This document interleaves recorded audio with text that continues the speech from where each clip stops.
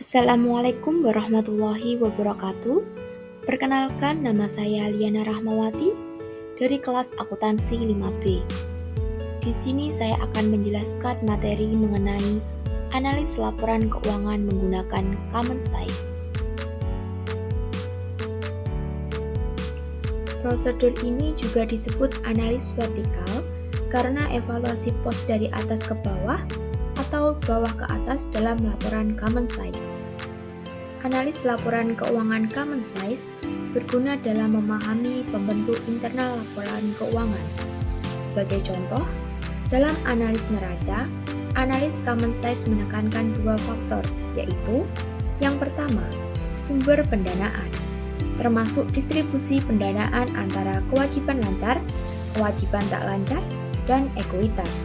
Yang kedua, komposisi aset, termasuk jumlah untuk masing-masing aset lancar dan aset tak lancar. Analis Common Size sering untuk meneliti pos-pos yang membentuk subkelompok tertentu.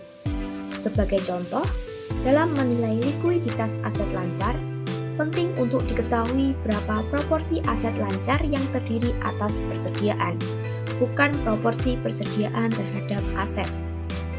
Sebuah laporan laba rugi siap untuk analisis Common Size karena setiap pos terkait dengan angka kunci seperti penjualan.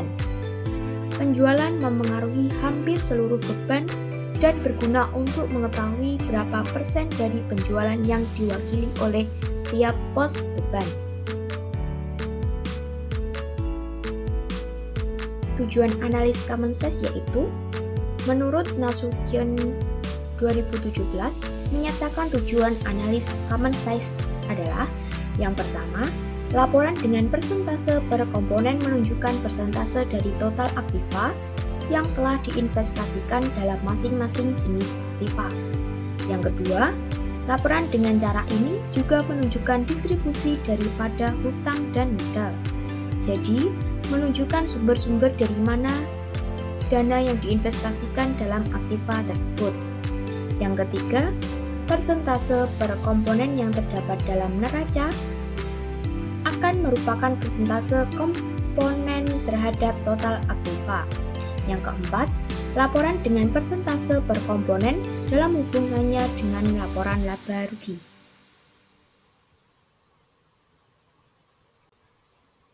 Kemudian, perhitungan analis Common Size. Yang pertama, aktiva. Rumusnya adalah komponen aktiva dibagi total aktiva dikali 100. Kita ambil contoh aktiva kas.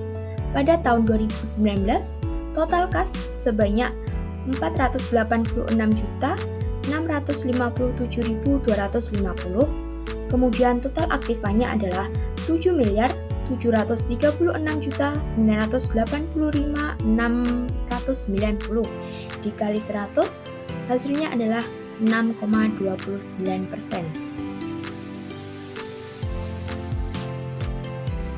Yang kedua adalah menghitung pasifa.